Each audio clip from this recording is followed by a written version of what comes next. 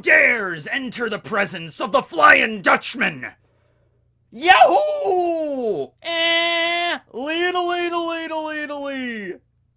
Okay, I'm sorry in advance, but there's gonna be a lot of SpongeBob references in this video. It's a video about the Flying Dutchman, for God's sake, and Shanghai is probably, I mean, it's a contender. It's up there as my favorite SpongeBob episode of all time. It is hilarious, hits all the marks, good Squidward moments, good Patrick and SpongeBob moments. The Dutchman is hilarious. It's great, okay? So today, we're gonna be talking about a ghost ship. Woo! Funnily enough, you'd think in One Piece, a series that has been going on for 23 years, a series where the whole premise is the Straw Hats sailing around in the Grand Line and encountering all these crazy things, you know, islands in the sky and all that crap. You'd think they come across more spooky ghost ships, okay? I mean, they ran across one at Thriller Bark, you know, that was Brooke's ship. I mean, even though it technically wasn't a ghost ship, it was a ship filled with the dead bodies of the Rumbar crew and then an animated skeleton that sings to himself all the time. I mean, that's pretty ghostly, you know what I mean? Like, even if Brooke himself turned out to be a cool dude, it's still kind of a ghost ship, you know? I would kind of run screaming from that, right?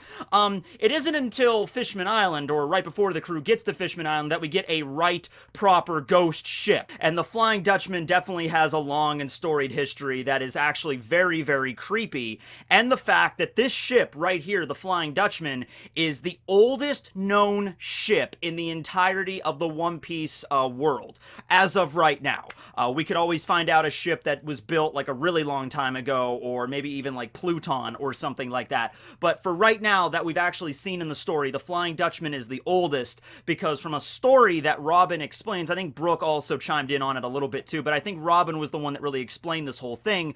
The Flying Dutchman was the name of a ship originally captained by Vander Decken the First, or just Vander Decken, okay? And this was about 8 or 9 generations ago, which would probably put him right around the time of the tail end of the Void Century. Considering this is One Piece and pretty much anything just kind of ties back, you know, that old, you know, it's going to tie back to the Void Century in some way. So if that's the case, then yeah, Vander Decken and the Flying Dutchman originally set sail probably sometime near the end of the Void Century. Vander Decken, the whole story with him and how the whole thing became a legend, how it became a ghost ship, woo, was, and by the way, this is an actual legend. Well, it's based on a real legend, okay? In One Piece, Oda kind of takes some liberties with it, kind of changes it around a touch. But the actual story of it is that there was a guy named Vander Decken, although the spelling is a little bit different than it is in One Piece, but that's his basic name. And the ship that he captained was indeed the Flying Dutchman. And the way the story goes, as with a lot of really creepy, you know, creepy ghost stories at sea, one night the captain just goes crazy and just starts hacking to pieces all of his crew, and he just becomes, you know, he's just like gibbering madness. You know, he's like in the middle of the damn ship, hacking everybody down in the middle of a mighty storm, lightning and thunder, you know, crashing above, and he's like, you know, and so that's the general idea. And then God gets pissed and then curses the ship, and the Flying Dutchman is never able to make port. It's cursed to wander the seas for the rest of time. All right, and so that alone is, that kind of gives you a creepy vibe there, you know? I wasn't really raised aboard the high seas. I haven't really been out to the ocean very often. My family and I went to Ocean City once. You know, when I was like 5, I chased around seagulls. It was fun. And we went to Clearwater Beach in Florida a couple years ago before everything just, you know, and that was fun. I had fun there, right? But I'm not on the water very much. But I imagine that would be pretty damn scary, especially back in the day, you know, before modern GPS and, you know, cell phones and modern communication and telecommunication equipment. Imagine you're back in like the 1800s sailing on a wooden vessel in the middle of the Atlantic or even the middle of the Pacific, like, you know, literally hundreds, maybe thousands of miles from anywhere, and then you look on the horizon and it's night and you see just a creepy ship just drifting out of the fog with an eerie green glow about it. And there actually are historical accounts of people seeing and finding the Flying Dutchman. Probably just a mirage or a Fata Morgana or something like that, a trick of the eye. But still, there's like documented cases of like, you know, the Flying Dutchman crossed our bow this week past, you know, and it's a creepy idea, right? And especially it's like if you signal it, sometimes it'll signal back, like you'll see the ghosts of those slain by the Mad Cow captain on board, like signaling the ship, trying to call port, trying to manage to get its way back to land. Okay, so that's the general premise for the story of the Flying Dutchman, and that story actually does make it into One Piece. Oda incorporates a good chunk of basically all I just told you into the actual story. The reality of the situation, though, as we find out, is a little bit different, and there's a little bit of comedy mixed in because it's Oda. Well, the comedy aspect is more about his descendant, Vander Decken the Ninth. That's the Vander Decken, that's the character in the Fishman Island arc that has the power of, I believe it's the Mato Mato no Mi, which my name is Mato, so that's cool. It's the target fruit, okay? And he has this obsession with Shirahoshi and everything like that, and he makes the alliance with Hordy and all that stuff, and there was the whole reason because of his ability that the Noah almost crashed down on Fishman Island. Vander Decken, by the way, Vander Decken the Ninth, he's not dead. That's something that, you know, at the end of Fishman Island, before I'd made this video, I'm like, is Vander Decken dead? Did he die? Because I remember Hordy, he stabbed him with his, like, trident, and then he was bleeding out, and then the Noah began to fall, and I think later Vander Decken, he regained consciousness, but was he dead? And he wasn't. I guess he lost consciousness, and like I said in that Devil Fruits Are Weird video I made like a week ago, you know, that's one of those devil fruits that if you lose consciousness, the effect disappears. So in this case, when Vander Decken loses consciousness, the Noah is no longer heading towards Shirahoshi, it stops, and then it begins to fall down on Fishman Island, okay? So Vander Decken, though, he survived, and we see him chained up at the end of the arc with Hordy and everything. He gets thrown, I guess, in the same cell as the rest of the new Fishman pirates, although he wasn't an official member, he was just kind of an ally of theirs. Now, remember, Vander Decken, I don't believe, ever consumed the energy steroids. He never consumed the stuff out of the Tamate box. So, therefore, he, I don't think, aged the same way as Hordy and, you know, Icarus and Zio and everybody did. Okay, so that's the situation with him. So, Vander Decken, if they can patch him back up, he'll probably just spend the rest of his days inside of the castle prison because of all the times he attempted to assassinate Shirahoshi. But I don't think he's going to have any major issues like with Hordy's crew. So, he might possibly become relevant later on in the story, who knows? But the story goes with this. In the One Piece story, what actually happened was his ancestor, Vander Decken the First, the original captain of this Flying Dutchman, became obsessed with the mermaid princess at the time, or Poseidon specifically. All right, and he ended up going crazy, and then the whole thing with the, you know, it was like slaughtering his fellow crewmates happened, and then, you know, the ship is just drifting in the undersea currents for the rest of time.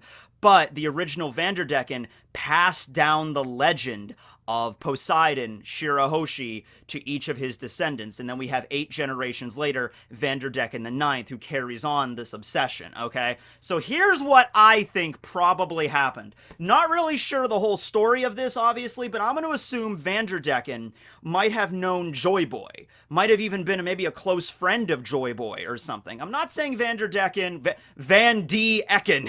He might have had a Will of D, but probably not. But at the very least, Vander Decken back then, he probably knew Joy Boy. He might have been Joy Boy's friend, or he might have been Joy Boy's rival or like an enemy. The original Vander Decken, just like how the current Vander Decken is kind of like a scourge on Fishman Island, more of a mild annoyance, but the original Vander Decken might have been a huge threat, right? Or something like that.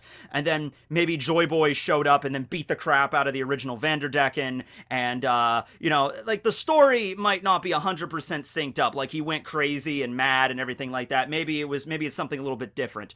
But my point is, the original Vander Decken, he found out about the ancient weapon Poseidon. He found out that the mermaid princess was the original ancient weapon, and he wanted that power for himself. That might have been what drove him mad, possibly, you know, that he could never attain that power. He knew he could never have it. Because let's say what happens was this. Let's say Joy Boy and the original Poseidon, the mermaid princess from back in the day and during the Void Century, they had that relationship. I don't think it was ever specifically stated that they were a married couple, but they definitely had some kind of relationship together. Well, what happens if they both died? You know, something happened during the Void Century, during the war with the world government or something. They both ended up dying.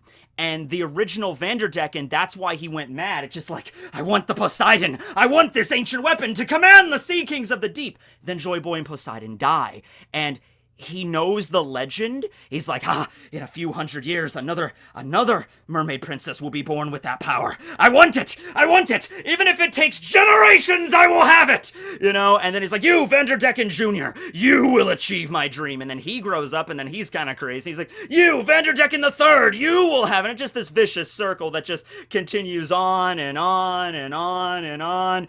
You're good. You're good. You're good. You're good. And it just keeps on going and going on until we get to this Vander Decken the Ninth right here, that uses his target powers to try to attack Shirahoshi all the time, and that's why they had to lock her up in the hard shell tower, right? So that's the situation there. Now, when we do get the flashback with the Void Sentry, I do believe Vander Decken, this is going to kind of come full circle. We are going to get to see the original Vander Decken from back then. Not really sure yet if Oda's going to make him like a main character, like he's going to be a central figure in Fishman Island back then, or if it might just be something mentioned offhandedly, like, oh yeah, that Vander Decken guy, he tried to attack Fishman Island again, but we beat the ancestors of like Fukaboshi and everybody like beat the crap out of him, and it's like, oh, he's just a nuisance. He keeps trying to raid the island with that stupid Flying Dutchman ship, right? But I think it is just interesting that over the centuries that this ship still persevered. It still is there. So I'm kind of curious. I kind of don't want this to just disappear into One Piece, just like in the annals of like, oh, no one cares about the Flying Dutchman. I want this ship specifically to show back up again because it might hold some kind of secret. There might be stuff in Vander Decken the Ninth, like he has like his captain quarters in this old rundown old vessel. Like, this is a ship that existed during the Void Century probably. There might be stuff in there. Stuff that like, his ancestors passed down. Like the original Vander Decken wrote like a will or something and then gave it to his son and then that passed it down. And then that's how every single one of them find out about, oh, this is the legend of Poseidon and it's supposed to be a mermaid princess that's born and she commands the Sea Kings and she can do all this shit. Even if they don't know every little detail about Poseidon, that's a good place to start. So there might be some information on there. Any object that existed during the Void Century should be valued. You know what I mean? Like, just, like Robin should have had way more interest in that, I think. She should have been like, oh, I want to go on that ship. Yeah, now that's something that Robin would definitely do, because Robin always has that really dark humor and stuff. So Robin could be, like, seeing the Flying Dutchman. She'd be like, oh my god, that's the infamous Flying Dutchman. Legend has it, on one stormy night 800 years past, the captain went insane and massacred his entire crew. Now the ship is cursed to sail the depths of the ocean forever, away from light, away from the living. I want to board that ship. I want to find out everything there is about it. Like, I was like, yeah, I mean, right. Like there's some inspiration here to get on that ship and figure out what it's all about, right? Even if it's like a rundown old vessel. But damn, is it creepy, is it not? Now, the creep factor is kind of dropped a little bit. Then you get Wadatsume showing up, and Wadatsume is, he's a very imposing individual, but he's this giant blowfish, fishman, and he talks with this very high-pitched voice, like a child's voice. So he's just like, hi, everybody, I'm Wadatsume. Oh, you freaking anglerfish, you're so mean.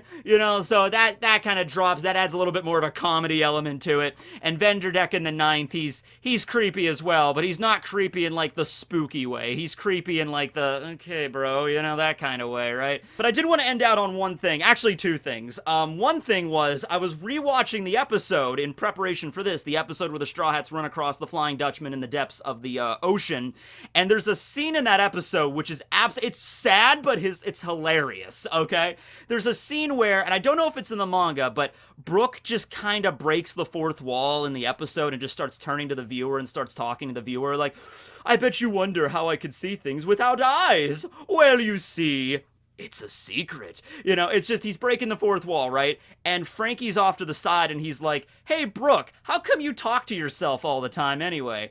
And Brooke delivered in such a deadpan way. I was watching the English dub with Ian Sinclair voicing Brooke, and the way he delivered this line was just great. Brooke was just like, just without missing a beat, Frankie asks him, how come you talk to yourself all the time? And Brooke is just like, it's a habit that comes from being lonely. And I'm just sitting there like, Oh my god, that's so damn sad. Like, cause yeah, I guess that you're alone on a ship for 50 damn years, I suppose. Yeah, you would just kind of start, "Hi, Brooke, how are you doing today?" "Oh, I'm doing just dandy, Brooke. The tea is good, right?" "Well, you're silly. We don't have any tea. This is just an empty cup." "Yes, it is just an empty cup. How long have we been on this ship now?" "Oh, about 37 years. I thought it was 43 years. I lost track." You know what I mean? Like, yeah. That was one moment. But the other thing I wanted to bring up is kind of like for the future of One Piece. Okay. Do you want the Straw Hats to actually run across a legit ghost ship? Cause I kinda do, right? Like, not just like a ship like Brooks, where Brooke was animated with a devil fruit power, or a ship like Vander Decken's Flying Dutchman, which the ship itself is kind of a ghost ship, but there's no actual ghosts on board. It's just Vander Decken, the Ninth's crew, and Watatsume and everybody. No, I want the Straw Hats to run across like a legit phantom ghost ship. Like they're sailing out of Wano and they're going around and they end up like in the thick fog again. And here comes like an actual glowingly ethereal, like the Flying Dutchman ship from SpongeBob. If we're just being straight up, like like something like this is what I'm looking for, right? Like a creepy ship glowing green. It doesn't have to glow green. It could glow red, and it's like phosphorescent and it's just glowing. And then the Straw Hats look on board and they literally see like walking, talking skeletons, but they're not like animated skeletons. They're like actual skeletons or ghosts, like legit phantoms or like wraiths that are like wandering the decks of the ship. And I would love at that moment for the Straw Hats to all be uniformly like just terrified at that moment and be like, "Oh man, Luffy, please tell me we're not going there." And Luffy's like, "Screw that, Frankie, get us out of here. Those are legit ghosts." You know? No, but knowing Luffy, he would just be like, "Oh, that's so cool. I'm gonna go say hi to them." Because of course it's Luffy. First thing we gotta do is make sure to see if they poop. That's the one thing we gotta ask them, and then we'll get out of here. And I know Brooke is technically a ghost because he has the Yomi Yomi no Mi. He can leave his body and stuff. But if anything, that just confirms that souls exist in One Piece and they can be brought back to life through the Yomi Yomi no Mi. I want to see an actual ship filled with ghost pirates. You know, come on now. Wouldn't that be damn cool? This is One Piece. How do you have One Piece without ghost pirates? I mean, come on, right? Huh.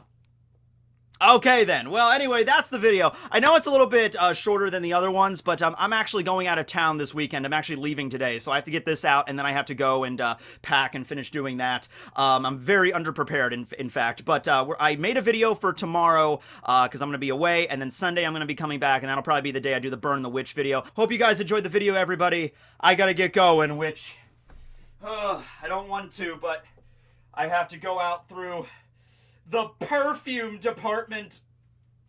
Wish me luck, guys. Ah! Oh my god, there's so many good